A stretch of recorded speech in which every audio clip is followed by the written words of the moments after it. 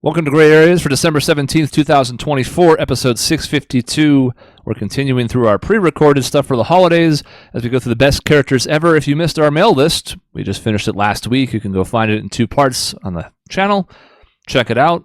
But at least you're not coming to this one with potential spoilers like we would have had if you just watched 10-1 last week and you missed the first part of the list and you had things ruined. So coming in fresh for this one. Still no Dave. I can't believe he hasn't managed to join us, even though we're obviously still in the same batch of recordings. You might be fooled by Sean if you're watching. He's wearing different shirts, but the rest of us are all still wearing them. I've changed my shirt. Oh, okay, nice. Well, then the two of you are trying to keep the facade up. I've worn the same Sun shirt for 3 straight weeks. I can't help but notice that Dave is still not here. He's still not Also, Cody's here. not here, but like that, I can understand. Yeah. But he doesn't Dave, play you know, video does he games. want to be in this or not? That's a question he has to ask himself, I think. I wanted to include Cody in this, and we tried to send in the reminder. He has had some stuff going on with him and his fiancée in his life, so I don't begrudge him it. My last chance to remind him, I realized, was after I already compiled the rest of the spreadsheet, and I was like, well, then I don't care anymore. I'm not reminding him now. Like, Yeah. I'm not rebuilding all these goddamn slides. So I was like, sorry, Cody, maybe in 10 years from now, Yeah, next decade. when you're a father and you don't have time either. No one has Yep. time. He'll be like Dave. For the people who might be just jumping in on this one, this is our list of our picks for the best characters in video games. This is a revamp of what we did 10 years ago with some pretty substantial changes, not as substantial as on the male side. The male side had all sorts of atrophy from people falling out and plummeting off the list. There's some of that here, as would be expected, but not as much. But this is a panel of basically 11 friends of the show, longtime listeners. Funnily enough, we had 11 10 years ago as well. Point systems changed a bit, so it's not apples to apples. But still, we collected votes from everybody and did a whole point thing for them, a sliding scale, and we're going to see how they turned out now. I'm the only person who knows. I did the spreadsheet. These folks are going to be surprised, hopefully pleasantly. Yay. Let's jump in with honorable mention, shall we? Let's do the disappointments first. Okay. Yeah. When it comes to like who makes it in and who makes it out, the most compelling spot, of course, is number 26, like being the last team out for March Madness or something. Yep. Number 26 is our number 25 from last time, so it goes to show you what a razor-thin wire it can be. That's Liara Tassoni from Mass Effect. She just made it in last time. She just didn't make it in this time. That's a bad call. Yeah, that's your number 4. Liara is the best. Now, I think there's a chance another Mass Effect companion character is going to be on the list, and that's a mistake because Liara is the best. She goes the most growth. Oh, she's cool. Yeah, she is cool, and she becomes like the Shadow Broker. Like, she's this innocent sort of like fucking Asari scientist that becomes the crux of everything and the Shadow Broker and a badass who helps save your life. She's awesome, and so right off the bat we fucked up. Oh, I only now just met her. In my playing of this game, I've just met her, but I know she's cool. She is cool. She seems cool. Her mom's kind of a bitch, but Yes. that's She's okay. cool. Anytime you have a bad ending tied up in one character, you know she can't be all that good. But so the disappointments keep on turning with 27. That's Garnet. That's fine. Or Dagger. That's Good. okay. I like Garnet. I think she was like 15 last time or something. She was 15th last time, yes. Too high. Way too high for Garnet. I think But I guess it's 26 too high. is too high. I like her, but I'm not. Yeah, shut the fuck up. But I'm not shattered by the fact she's not on the list. I'm okay. 2 characters got 5 votes and didn't make the top 25. One of them is number 28, Futaba from Persona 5. Oh, that's sad. That is a little sad. I like Futaba a lot. A lot of people had her in like the 15 to 20 range. So the Yeah. 5 votes added up and got her close, but not enough to crack. 5 votes, Fair though. enough. Okay. Yep. And That's neither sad. Sean nor I were one of them. And we're big Persona 5 guys. So Because you guys don't want to. Never mind. Sorry. it's fine. We don't have to fill in any blanks I mean, I there. don't know if I want to fuck any of the high schoolers, to be honest, Right. which is where you were going with that. Yeah. But Number 29 was Lilith from Borderlands 2, largely on the strength of a second place vote from Peter. She did have another vote as well. But that's fair. If you like Borderlands, and she's, I think, the most prominent female character for sure. The movie, I don't think, has helped her. No. I don't think it's even detracted. No. It's so who gives a shit. it's but- kind of nothing, yeah. Yeah. But she did move up from last time. She was 49th last time. Okay. So All right. she's trending. I don't know how she'd make it in the top 25, but who knows? Maybe there's a good movie or property or something. Yeah. And number 30 was 2B from near 4 votes, but only 82 points between them because both Sean and I had her, but relatively low. A couple other folks had her in like the mid-10s area. She's not even my favorite character from those games, but I just felt like She's like icon status now. She quickly has become, for a game that came out less than a decade ago, she quickly has become icon status. Yep. She's in all these like shared properties, making cameos. And like, not just because of the fan service. No. There's a lot of depth to the characters in that game as well, and a lot of emotional depth. So like it's not just because, eye candy. No. That's the case of almost everything in our top 25 as well. Yep. Is that the one you can see her underwear when she runs? It's one of them. You're also thinking of games like though. Stellar Blade and some other stuff. It's tougher with her. It's hard to say. And if you do it, she kicks the camera. She gets No. Never mind. Okay.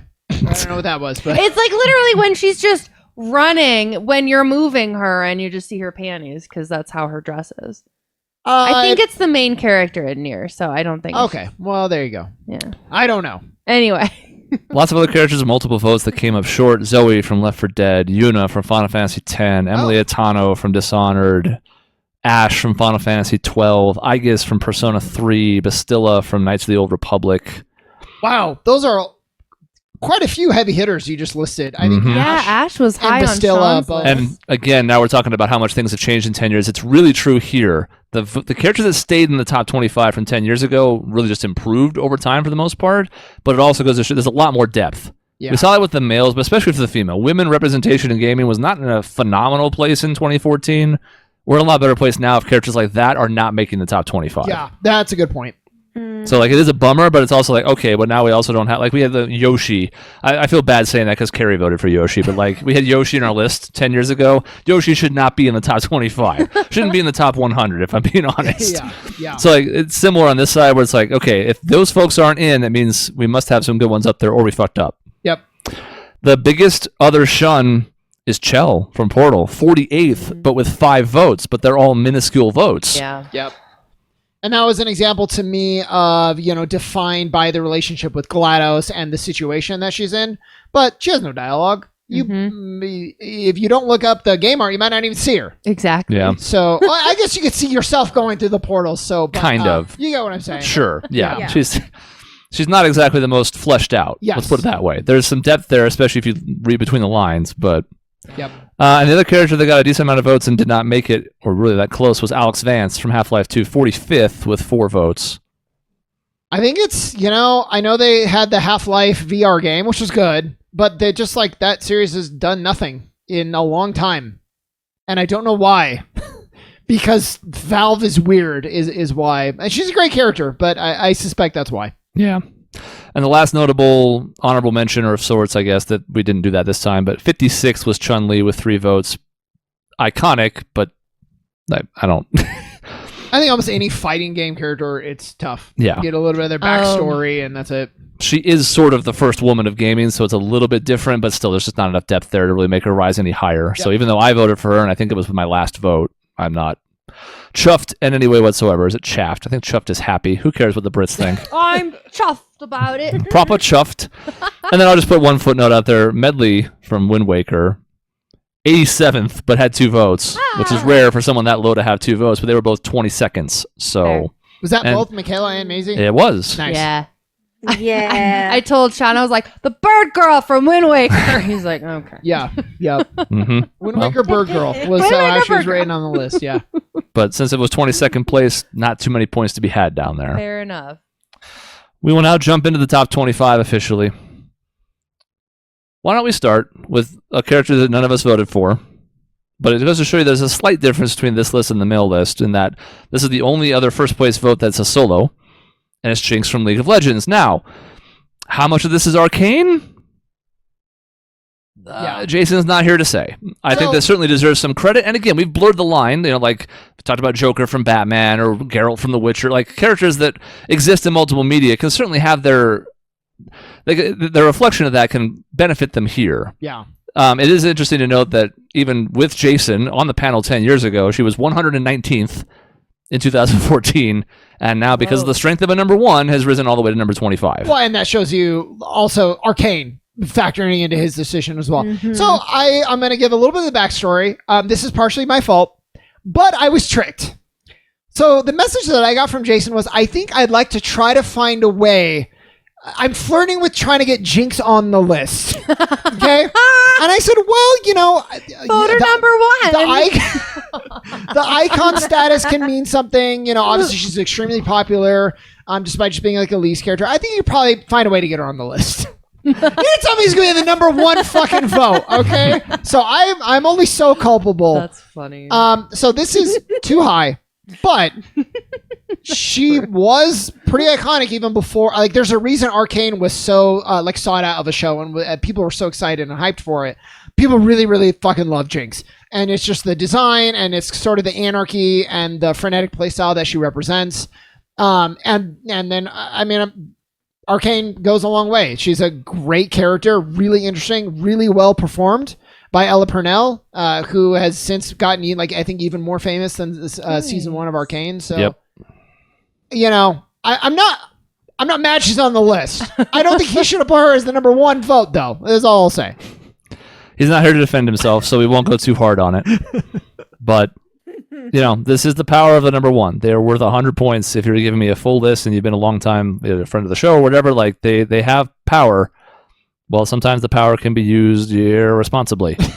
Irresponsibly. Oh my god. And I like Jinx, so I'm not like upset about her being here. It's number 25, which is okay, but.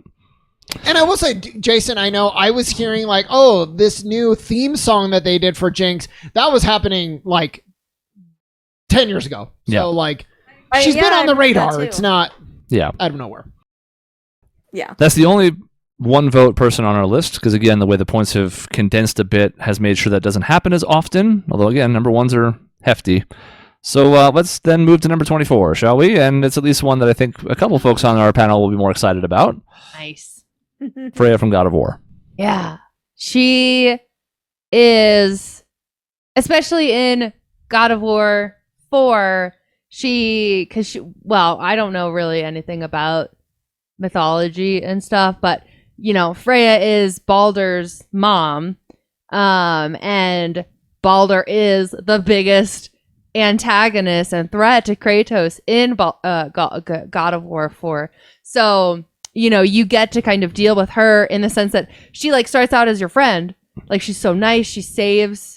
You save. Oh, I think you like save her animal or something. It was really sweet. Anyway. Turtle. And so anyway, she's like your friend in the beginning. And so she's really cool. She's like, whatever. And then you fucking kill her son and she hates you, obviously. So then she becomes like a villain person in God of War Ragnarok until, you know, more development happens and stuff. But I don't know, her development of like having her son die and coming to terms with becoming friends with the person who killed her son is, I liked it. I thought she was really deep. It's just, so I think Ragnarok is too long of a game. Yeah. And one of the only ways I think you can make a case against that is the journey that she goes on. Starting as the antagonist, you start the game, she's trying to kill you. Mm-hmm. And then going from uneasy allies into, by the end of the game, she's convincing you to take up the mantle of the Norse mythology god of war. And you're like, wow, what a change. But it makes sense, and she earns it. And that journey that she goes on is really cool. Especially because she starts as a side character, really, and then becomes one of the most important characters in the entire saga. I just like her character too, or her character art. Sorry, that's And I'd love her role in this story and her influence on Baldur as well, and why he's a villain, because like he can't feel pain, and it's because of her just trying so desperately to protect him from his fate. So there's just like that cruel twist, you know, as mythology is so good at playing with. So it's a very like relatable thing that she does, but you can understand how it just estranged her from him, and that was also really cool to see. Yeah, the like helicopter parent learning that being a helicopter parent is not good for their child. Yeah. What's that? The road to hell is paved with good intentions. Yeah, really though. That's unfortunately she's a victim of that. It's a 3rd from Maisie, a 6th from Dave. So 2 of our main folks having a top-heavy system is enough to sneak her up here. There's a lot more consensus when we get in the higher part of this, so this one's a little more top-heavy than the other list was, but that's why I think Freya was able to sneak in. I'm not saying she's too high, but 23 is our first example of a glow-up, but there are not nearly as many of these as there were on the male side. I would say there's basically 3 that moved up substantially, not including Jinx, who I think is an aberration and not a glow-up. But one of them, who has really no reason to have moved up, there's no like new game or release or remake or anything, is Terra from Final Fantasy VI. Yeah. I think we said it. I reread what we talked about in our last games list, which I miss. I miss us writing a little thing. I'm so glad though that we're not doing that. So there's so many words in that document because I went through and tried to go back in the revision history to find ones before we commented so I could pull the list easily. And I was like, oh my God, there's tens of thousands of words in here. Yeah. Too much work, but it was fun. I'm glad we did it. And we just said, she starts the game as this sort of well-designed and interesting, but blank slate that more defined by the people around her than anything that she's doing. And then she really comes into her own in the world of Ruin, I think especially. The Esper powers obviously being very cool and a big part of that, but really like finds her identity. And I think that's it's related to one of the core themes of the game itself. So to me is the main lead of 6. Yeah. Even though you can argue that it's a game that doesn't really have them, she's like synonymous with that. And so I like this spot for her. Yeah, I think no higher, but I don't mind the fact that she's kind of forced her way into the top 25. And again, we had a much poorer list to choose from 10 years ago, and she was only 45th. So I think it's more of a recognition of like, if 6 is going to be one of the best games ever made, and she is the main character, as Sean mentioned, there's like 6 different people you could sort of pick. Yep. Then I think that's fine. I think like neither Sean or I voted for her. I don't think but she was one of my last ones off. Yeah. Like I gave her consideration, and I don't mind her being here. I think good female characters in the Final Fantasy franchise have been hit or miss over the years. Yeah. At least they've had some. For a long time in RPGs, there weren't any good ones. So the fact that she's so good so early, I think deserves some credit. If she's not on my list, I must have taken her off last second. So that just shows you how tight it was. Yeah, and she's one of my last 2 or 3 off. Yeah. So it was not by much.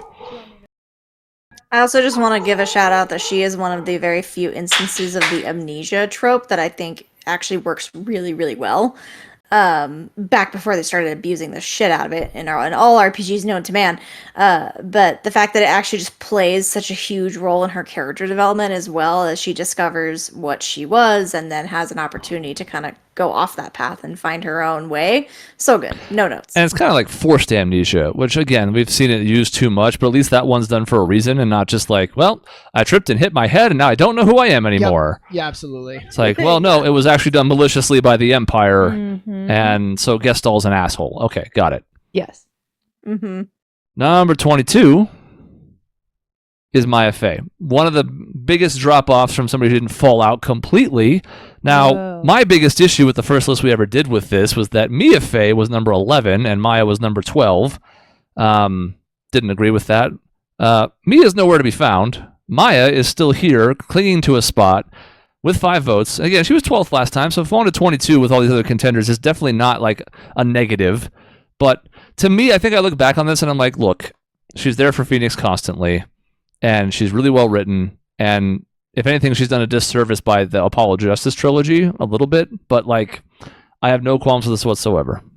I was trying to remember one thing I wanted to get to you by Thursday, and I couldn't remember it, and so I said, oh well, it was putting Athena. I forgot about Athena, and I should have given her some love, and I think she's a stronger character than Maya, so I'm just going to have that on record. Oh, but okay. I do like Maya. Sure. Yeah. I did ultimately vote for Maya.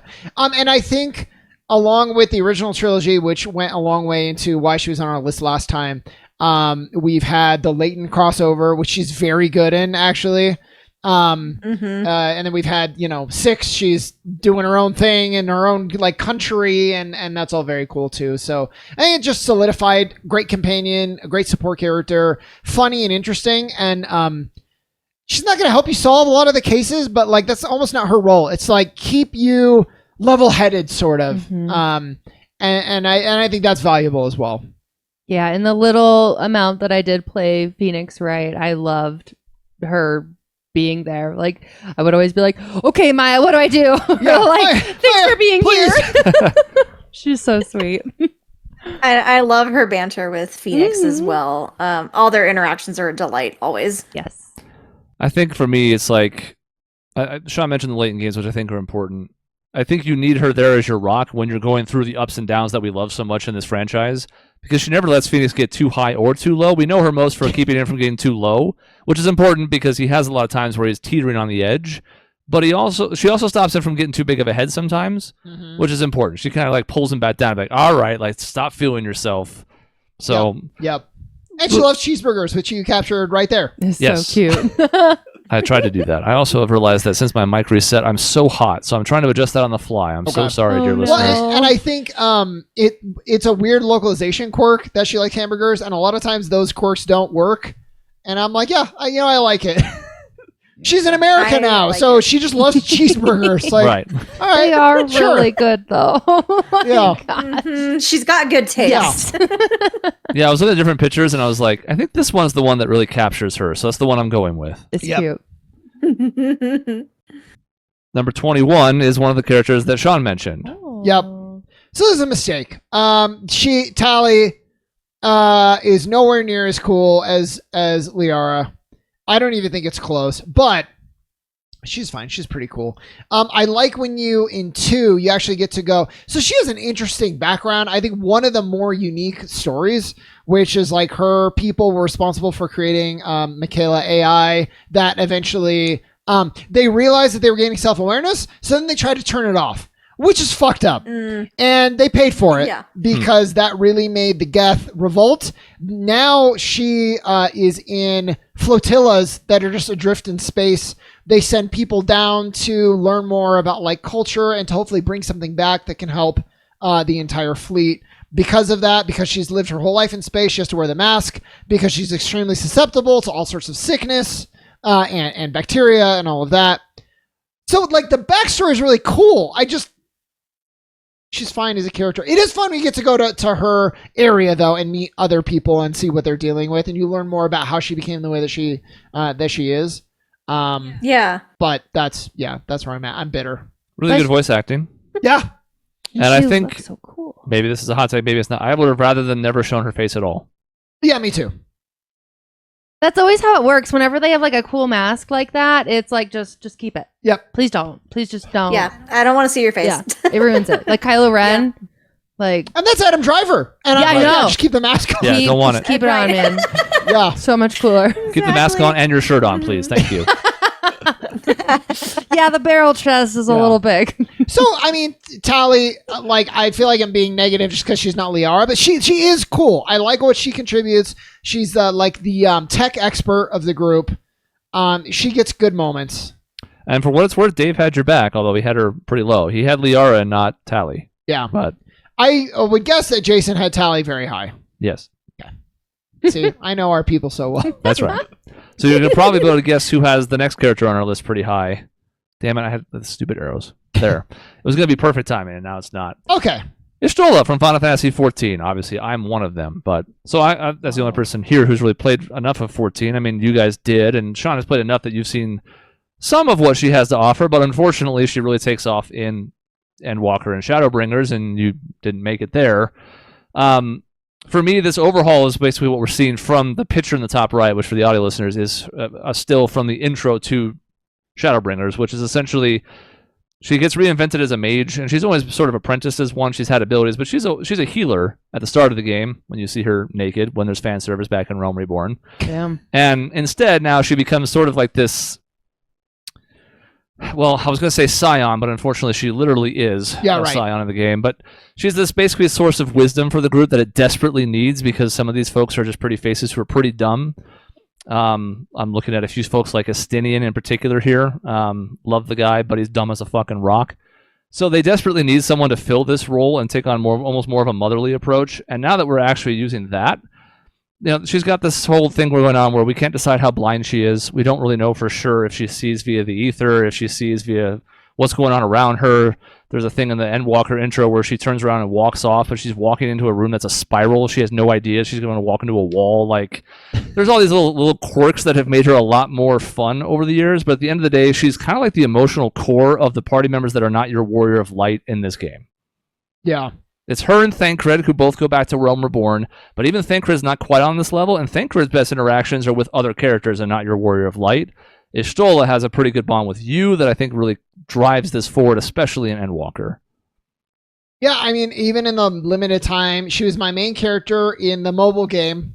And limited time in 14, her and Thancred both really made an impression. So I think being one of the most memorable characters from one of the most successful MMOs ever is like, great, welcome to the list. And now we have an interesting back-to-back set at number 18 and number 19. Okay, I have a theory. Yeah? What's your theory? I'll tell you if I got it. Okay. I did the first back-to-back that I could think of, but now that I think about it, they're probably higher. So continue. I think I know what you mean then, and you're right. Okay. This is fun just talking around it when the viewers are like, what the fuck? Yeah. Both these Caleb and I are characters were on our list 10 years ago. Okay. Both these characters received 6 votes 10 years ago. Okay. They've gone in very different directions, and yet they're both tied. But one of them has 8 votes this time instead of 6, and one of them has 2 votes instead of 6. Yet they've still gotten the same point total. Number 19 is GLaDOS from Portal. Interesting. She was our number 8 last time and has fallen a bit. You can certainly even argue, well, it's a robot. Is it really? I mean, the voice actress is female. I don't think there's really that much question about this. And again, we had her there 10 years ago, so here we are. Now, we obviously talked about GLaDOS on the villains list, but we can still talk a little bit here. Now, here's what's fun about having a villain list is because now I can say, as a villain, GLaDOS is great. As a character, I think she's lacking because she really is, for the most part, just a villain. There's a little bit of growth in the second game for sure. She kind of turns ally against Will Wheaton's character, or not Will. What's his name? Stephen Merchant? Yeah. Stephen Merchant. Nice. Wheatley is the robot. Anyway, it doesn't matter. Who got multiple votes on our list 10 years ago, by the way, and then fell off completely as he should have. Yeah, exactly. So, I didn't vote for GLaDOS. I was so glad to be able to put her on the villain list because she is such a phenomenal villain. Yeah. That's where she really shines. As a character, as far as the writing and the growth and all of that, she's a menacing robot that's lying to you for the most part. I don't know. I don't see it, so I don't really agree, but maybe somebody who voted for her, which I don't know if anybody here did. No. So a lot of people fell I don't off. remember. Part of that, of course, was what you said, the villains list, where it gave us a different outlet because Right. I didn't vote for her either. I don't mind her here, but I kind of agree with everything Sean said. This was a first from Nick and a third from, Peter. Nice. So the top vote from Nick is a robot who's a villain that doesn't grow. Interesting. And since Nick's not on the program, he also catches strays. He can't do anything about it. Damn. So then what's the pairing? Who's the other person I'm going to here? I would have. The other You would robot. have thought Shell. It's not. Yeah. The lady from Halo. The female. The lady from Halo. All right. Nice call. Cortana. Number 18. Oh. Again, number 10 years ago, got 6 votes, just like GLaDOS, but the difference now is she went up in the number of votes, tied, but the tiebreaker is always number of votes. Well, she has 8-2. Yeah. So this was one where nobody had her high at all. I mean, a couple folks had her like top 10, but I mean, there's no huge vote pushing this. It's just a bunch of us sort of doing what we did with Master Chief and other icons, where it's like, okay, there's no denying her impact now, and now 10 years have passed. Even though she's fallen, I think more of us voted for her because we recognize that impact. Yeah, it's a great impact, and then it's a weird thing because 4 she becomes much more interesting of a character. Yeah. She's always like an interesting foil to Master Chief because she's kind of funny and quirky, and he's so serious. But then like now they're like, well, actually she's the bad guy, and I don't even mind that direction because of the rampancy that's happening. But I think they were building towards something that's going to fix her, and then they've like shelved that storyline forever. So I don't know what they're doing with Cortana. I don't think they know what they're doing with Cortana. So we'll see in 10 years, and that could impact whether she moves up or down depending on where they actually go.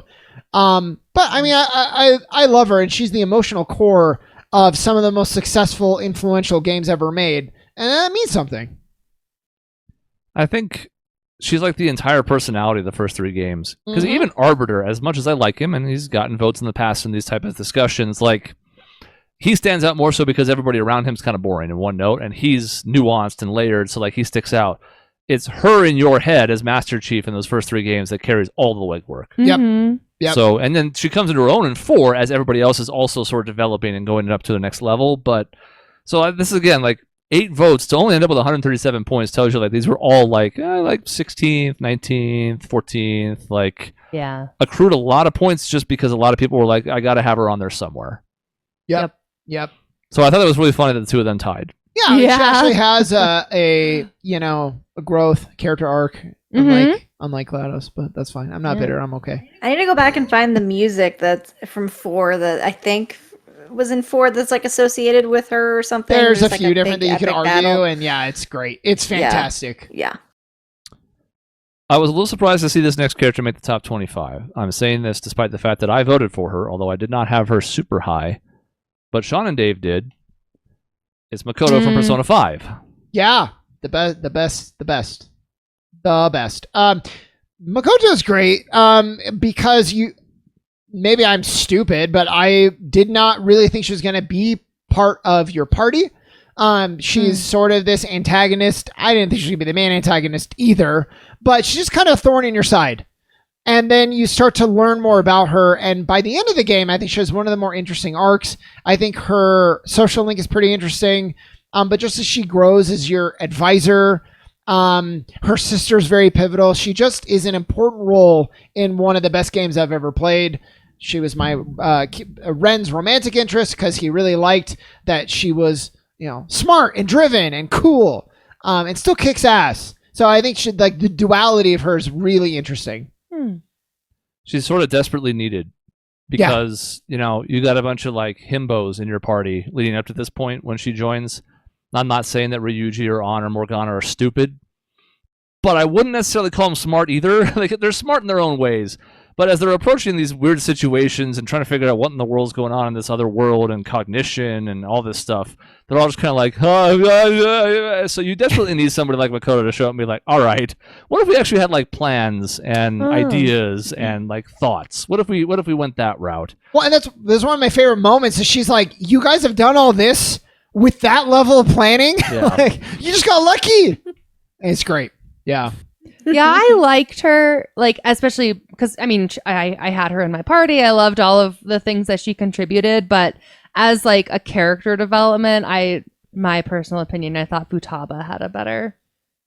Certainly more I'm growth. so glad you say that. Yeah, Futaba was my favorite of the female characters for her growth specifically. Not that I hated Makoto, I just she didn't click with me.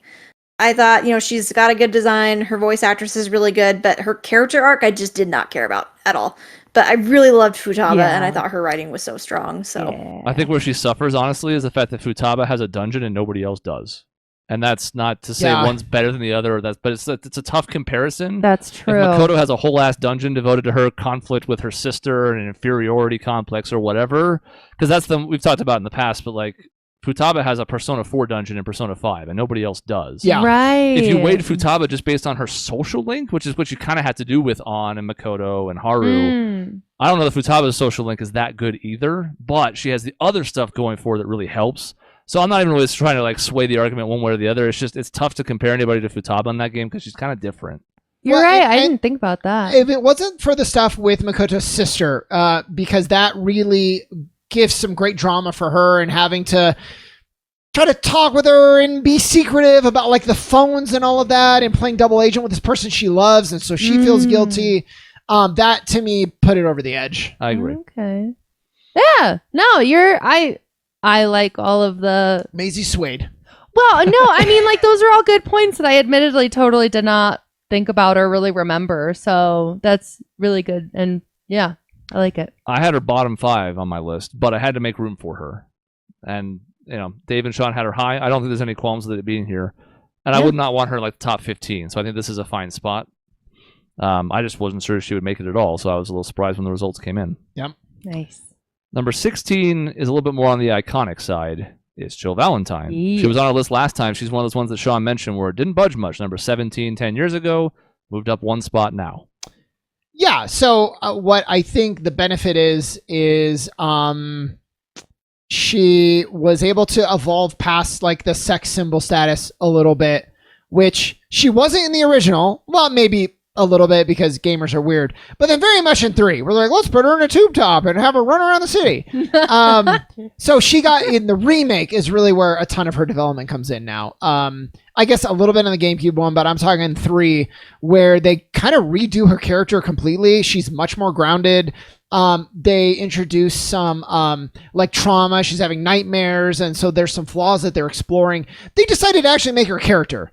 And I think it really benefits her. So when you combine that with one of the most recognizable names in gaming, I think this is a good spot for her. Yeah, I really enjoyed playing through 3. Okay, good. and yeah, kind of, knowing a limited amount about her character development in the sense of like general sex symbol to now what she becomes or is in 3. I really enjoyed playing her, and I felt like such a fucking badass, like beating Nemesis and all of that stuff. So I just really enjoyed her, and her kind of my gosh, sorry, her conversations or interactions with.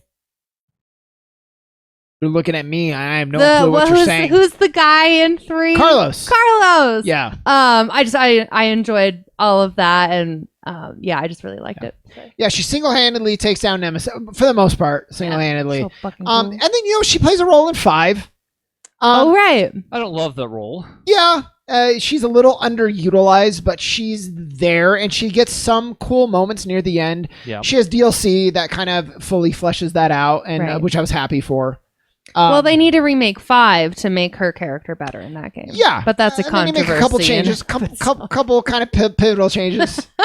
But I hope they do, and she deserves it. Yeah. Maybe they can just take out Sheva. No, I'm just kidding. Sheva's great. She is great. I love yelling at Sheva as Chris. Adjust the setting a little bit, and you're fine. Yeah. It might actually just be that simple. Yep. Well, if Sheva's so good, why didn't she get any votes? No, that's true. You know what? I think she could have if she was ever around for another game. I actually really do like Sheva, but I think she suffers from what you talked about. It's like there's one game. Yeah. And that's it. Yeah. So. All right. Into the top 15. We got 5 more to go in this week, and then we'll get the top 10 next week. To me, this is where the list starts to take off. There's not a huge gap point-wise, but I just think in general, this is where we start to see things go to another level. Okay. This is a character that was super high last time and dropped off a bit. She was number 5. Now she's number 15.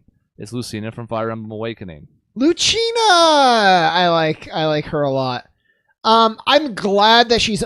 I think this is a fine spot for her. I think 5 was too high. Probably too high. She's great, though. She's, when I think of strong Fire Emblem female protagonists, like Lynn comes to mind. And Lynn is very cool, but like she came out in she was in a game that came out like 20 years ago or longer, and the writing's just not there. Lucina actually gets some really good moments, along with looking like the character that she comes back. She kind of reminds everybody of Chrom and Marth, but she has like a really cool journey coming from the future to undo it. It's sort of Terminator-esque. But she gets some good moments, some revealed in the character. What do you call them in that game? The moment, the social links, but in Fire Emblem. The supports. There's a little bit of like vulnerability there, and she believes she's doing the right thing, but there's some doubt that she has, and she's just doing her best. And I think that's exactly the amount of like flaw versus prowess that makes for a really compelling character. There's a trend on social media right now where a bunch of guys will see like a picture of a woman and they'll be like wife, and just like wife period. This is daughter. Yeah. Because I mean, like you just care about this because of the time travel, like the jump where you now all of a sudden have kids in the mix, which is by far Awakening's coolest thing. You now all of a sudden have a different level of caring. This is not just a companion. This isn't even like a romantic interest. This is my daughter. Yeah. Or at least someone's daughter. Definitely going to be my daughter for sure. Like I want to make that clear. But like sometimes it's Chrom's daughter, sometimes not. You never necessarily know what the hell's going on between the different lineages here, right? But like daughter. So like I want to protect her in a way I don't really care about a lot of other characters. Clementine from The Walking Dead was kind of the same idea. She's still to come on this list. Spoiler. she's next. Spoiler. So the idea of them being paired up, I remember them seeing them come in at the same spot and being like, I kind of like that because there are similar vibes to me where it's like, I don't need to protect them. They can take care of themselves, but I want to help do it anyways. Yeah. And I think with her, I agonized over the romantic interest because I was like, no, you're like whoever it was, you're not good enough for her. Right. Go away. Like, I want to make sure she gets someone who's a great companion because she deserves it and she's so capable. And so much of the game just like rests on her shoulders. Like she's the catalyst that moves so much of the plot forward. She's always Crom's daughter, right? But she can sometimes be your daughter if you date. Yeah, and which you should do. She gets the best stats that way. So yeah. Anyway, and story wise, like you can make the case for other parents for the other kids depending on how you pair them off and whatnot, whether that's a stat thing, a vibe thing, whatever. But this one kind of feels like it really should be that way. Yeah, Maisie, did you even get to the part where she comes back in time?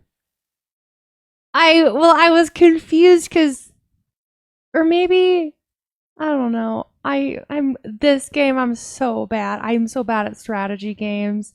And like you fucked up. It's okay. I think my child was a boy who I did not like. And I was like, I hate this game. Well, it was also Lucinda, although I guess it could not have been. It wasn't Lucinda. It was a boy. Lucinda. Right. If you needed to know anything. Oh, I thought it was Lucinda. I'm sorry. Lucinda. I don't know. I just don't know if I care about Lucinda. Just end it right there. That's the soundbite. Sorry. Well, anyways, let's talk about our number 14 character, Tangerine. So, Clementine, I think... Well, actually, so 5 votes, 171 points. She was 6, so she dropped a little bit. I think that's fair, but I also almost look at her more highly now than I did then. Because before, it was Lee's game, and you were protecting Clementine. Since then, Clementine has had like her own full games. Yep. She's been the main character, she's been a side character, and she's gone through her own journey. And I think it's just really impressive. I think she is the most endearing character from Telltale, from any Telltale game. And she really came into her own. And I'm happy she's here. I could even argue a little bit higher. It's probably around where I had her though. Because I had her 4th. Okay. And I think a large part of it is I agree with what you said. I think my esteem for her has gone up.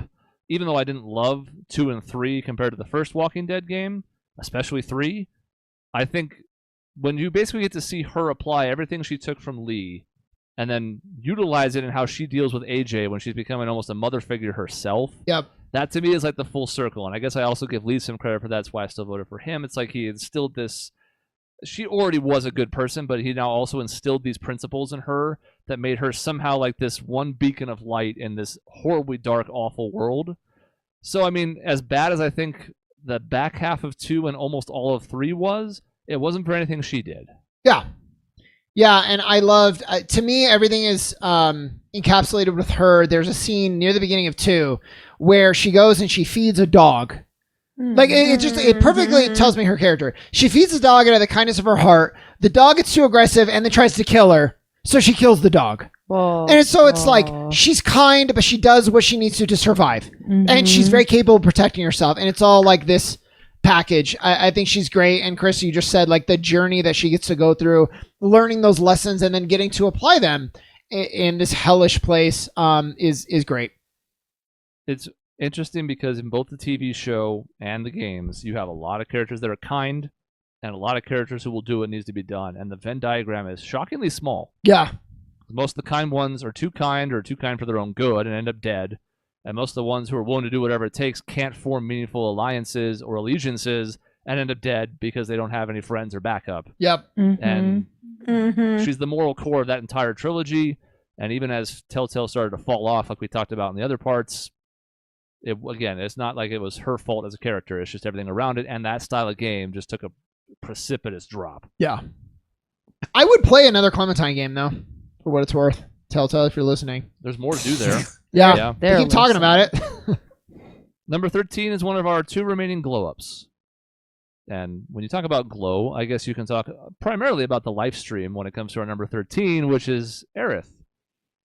Yeah, so this is interesting because Michaela would have put Aerith, I think 5 years ago, on her most hated list. Or at least most overrated, maybe. Dang. And when you look at 7, definitely. you're like, the original, you're like, yeah, I know she makes an impact, but she's not in the game very much, really. And I know she died. She's most famous for dying. And then the remake comes out. And Michaela, I'll let you talk to the remake a bit. Yeah, I have just completely changed my tune on this character so much because I hated her when I played the original game. I did not understand the hype around her. I was not endeared to her at all. I thought she was annoying and I just did not see the appeal. So then remake comes out and it adds all of these layers to her. She's not just this saccharinely sweet flower girl. There's actually she seems to have knowledge about what's going on and maybe what needs to be done, and it just adds this layer to her, and it's really, really well done. The writing for her, the voice acting for her is amazing. She's so good. She has this sense of humor, but she can also be serious, and so she's actually like a character. Her and Cloud are the two that I've changed my tune on the most by far. I went from hating both of them to loving both of them so much because the writing in Remake and Rebirth just did wonders for both of them. I think she's the kindest character in the series, and also one of the ones with the most sass. She's way up there. and ability to like put her foot down when she needs to. She gives as good as she takes. Like she insults Cloud constantly, but also has like a soft spot for him and is clearly flirting. But there's so many layers there now. It's almost like they invented a new character, kind of. Right. Yeah. And it's just one that she's joyful and she's just great to have around it as part of the party. Whereas like when I first played 7, I knew she was going to die. So I was like, well, get out of my party. You don't need to be here. I know you're dying. I'm not going to invest in you. Yeah. And now I invest in her regardless. Oh, exactly. Yeah. I did literally same. What's funny is now she's like a core member of the party. It worked against some people who didn't know she died too. They sort of resented that. They did invest in her. They didn't know she was going to die.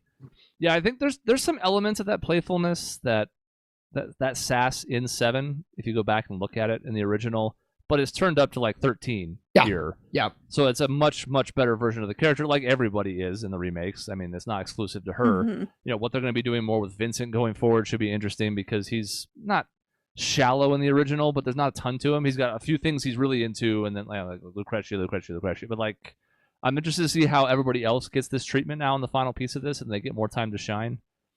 But I mean, it makes sense. I expected her to be in the top 25. This feels around the right spot for her. I don't know that she needs to be a ton higher than this. It also will be interesting to see what happens in the third game and what they're going to do to stick the landing on it, because her death is one of the most famous things in gaming. Is she going to die again? Are they going to retcon that? Is she going to die in certain universes and not in other universes? We don't know yet. We'll have to see. Yeah. 2 left it kind of open to interpretation. I don't know. This goes back. I think she probably should still die because, like, I think that message was really powerful of like death in the real world. Death is a thing. And so the fact that like in fiction, they're like, no, it's okay. It's like, well, it almost feels insincere because it's something real people have to deal with. I thought they really could nail it, but it also is a lot more tough now because she's so endearing. Yep. Right. Which is great. It's all great. Give it to me. Like if I have to worry about someone that you're going to kill because I'm so invested, that's a sign of a really great character. So yeah, they've done a great job. Well, and that'll make her actual dying so much better. Yeah, if she dies. Yeah, I have theories. I think I just based on what they've done, I think they will stick it ultimately. But yeah, they're definitely playing with some things. Yeah. So we'll see. And what about the alpha version of her? You know, like there's all sorts of questions. Right. You can still maybe give her and Zach a happy ending, even if they also still have a sad one at the same time. There's options.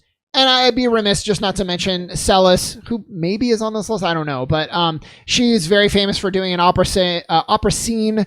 Aerith kind of gets a similar thing in Rebirth, a little concert. And it's just very well done. I just really like what they did.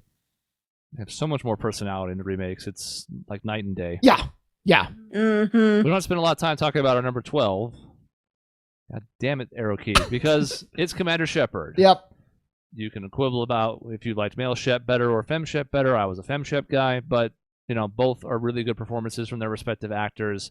And we talked about Commander Shepard a lot on the male side, which you should go check out if you haven't already. So if it seems like we're just being like brushing aside, no, me and Sean in particular love Mass Effect, and I combine the votes for male and female, and this is where Commander Shepards have ended up. She was number 3 on the female side 10 years ago, down to number 12 now. Seems about right. Yep. Nice. And was it Commander on the male list like 11? I believe that's correct. Think yeah. so, yeah. So like right in the same Nice. spot, which I Well, think is great. Makes sense. About where they both should be. Again, they were both top 10 last time. Number 3, number 7. Now number 11, number 12. Yep. And our final, just outside the top 10, is Abby. Aw. Maisie's disappointed that she's so low. That's what that all was. Well, you have a third place vote, and this is Maisie's number 1. Yeah. So this is like Nice. me when my number 1 was number 11 in the group list. This is the Ellie. Kingdom Hearts one. But I also voted for her, so I'm Yep. the third. I'm Yep. not responsible for So this. Michaela fucked up. Okay. So we can't be mad at Chris. We can only be mad at everyone else. Literally everyone. No, that's okay. And Dave has played some of 2. So, but you know what? So this perfectly demonstrates it. Dave has played only the beginning of 2. So he got to the point where Abby is full on villain. She's Yeah. killed Joel. He Yep. knows really nothing else. Yeah. So what they did was they took this character, they made you hate her almost as much as possible. Yeah. And then now we're going to take a step back, right in the spot where you as the gamer would want us the least. The worst moment to take a step back, we're going to do that. And it's intentional. And you're going to follow Abby. And you're going to hate it for a while. But then she's going to start to grow on you. And you're going to start to learn where she's coming from. And just kind of really fall in love with her as a character, what she stands for. She's nice to dogs. That's not an accident that they show that. Oh. But then she really comes into her own. She's helping Lev. And this person who is ostracized by society when they really should not be. Abby's right there to support the whole time. And then you see the lengths Abby's willing to go for her friends. Mm-hmm. And all of a sudden, when they get back to like the present, you completely change your opinion of her. I think it is some of the best examples of writing for gaming, taking advantage of gaming as the medium. So not just writing a story, writing for the medium itself. I think she represents all of that and is such an achievement. I can't say enough. Yeah. Great. I'm Her sorry. number 1 vote. No, Go. I Yeah. know. I'm so bad at talking about this stuff. But no, so my first exposure to the Last of Us games was actually Sean playing 2. And primarily, luckily, thank the fucking Lord, I think I missed the You scene did. of Abby killing Joel. Unlike Dave, yeah, you came in at like the halfway point. Right. And so I saw Sean playing as Abby and I was like, oh, I really like this character and yada, yada, yada. And I was seeing like him switch back to Ellie and all of that stuff. And luckily I missed the end because that was truly, I was fucking dying during the end of that too. But yeah, I just love everything she does. Even up to killing Joel. Like, I think she's so in the right for everything that she does. And she's just amazing. I think in a game whose message is about you got to break the cycle of violence, she's the first to do it. And it's kind of guided by Lev. And so these loving relationships that she's forged pull her back from this abyss. And yeah, you're just really rooting for her. She becomes the character that I cared the most about for most of this game. And then she's also just a fucking badass. Yeah. She's like going against the world many times, like by herself and she makes a stand against her friends and family, choosing her like found family, and making that more important than anything. Mm-hmm. There's just everything about her is like a testament. She's so cool. She's also so fucking buff, and she is like the reason that I wanted to do weightlifting. Yeah. Because she's just so fucking That cool. is true. Abby's got her share of detractors. I think it's some of it's for the reason you mentioned. She's buff. She's not like a trad female appearing character, which is its own other debate that we don't need to get into here because it's kind of messy and gross. Yeah. But the fact remains, that's why some people don't like her, or like Aloy in the Horizon sequel, or whatever. There are also people that just will not forgive her for what she did to Joel. No matter what they do to redeem her in the second part of that game, they're just going to go, nope, I've written her off. Doesn't matter what you're trying to show me. Yeah, I get where she's coming from, but like, she's dead to me. Mm-hmm. Unfortunately for the haters, the reason she's on my list is because if she's evoked that level of reactions in people, both loving and hating her, she absolutely deserves to be on the list. Yeah. And what's funny about that is the people that Mhm. came out of the woodwork to just pile on the game and the hate for her because they thought they were lied to because, you know, they presented Joel in a lot of the marketing for the sequel and then pulled the rug out from underneath Mhm. people. All they did was further build the case for why it was effective and why it was the right choice. Yeah, you just nailed what I was gonna say too. Is like even if you hate her and you don't think she's a good guy, you still have to acknowledge that she's incredibly well written and is a great character. Either one Right. that you hate or one that you love. Uh-huh. 'Cause Yeah. how many Like, characters are there the- out there in games that you were dispassionate about? Yeah, a Well, that lot. character's fine. Like I like Yeah. them, or that character kind of fell off, but like whatever. Like somebody being so divisive, I think, is worth calling out as well. Yep. Like that doesn't really happen very often with characters. So that's an achievement for the writers too. Like they did such an incredible job with this character. She's Well, and they also took such a incredibly risk. flawed. Yeah. And I'm thinking there's a whole sequence based around she. So often you have a character like this where they're just like good at everything and they're awesome. She's incredibly afraid of heights, and of course they will put you in the worst scenarios possible for heights more than once, and it's great. She literally gets vertigo that you as the gamer like experience, and so she's. Like the furthest thing from a Mary Sue that you can get, and that's all why like I just love her so much. Yeah. She seems, I think in the beginning she seems kind of like a powerhouse superhero kind of person, but yeah, as you play as her, as you grow with her, she just is a person.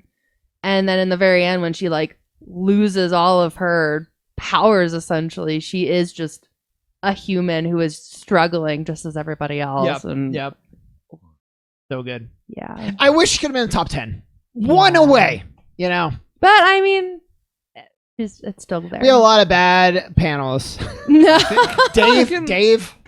Sorry, general, Chris. you're going to like the top 10. Okay. There's going to be one pick you don't. Okay. Well, It's Yoshi. I don't know if that's true or not. I guess it's going to depend because you voted for this character, and I still think you're going to be unhappy. Okay. If it's Um, Birdo, I'm unhappy. I think that's going to be the one character you're like, well, if that character had dropped a bit, Abby would have been 10th, and then you can go, oh, she's in the top 10. Yep. But Yep. that's what we'll get okay. to next week. So come on back as we finish out the year on the 31st. The final episode of this will drop as we go from 10 to 1 on the female side. And then the first 2 weeks of the new year after that, we'll be doing the best of 2024. So if you've been along the ride with us in December, thanks for watching. We really enjoy doing these. I think these are fun. And I think the results are a lot better than 10 years ago. Next week, we'll look back at the previous top 25 female list and talk about that too. So as always, thank you for watching or listening. You can find us at our website, grayareas.live, or youtube.com/@grayareaslive. We'll see you next week for the last episode of 2024.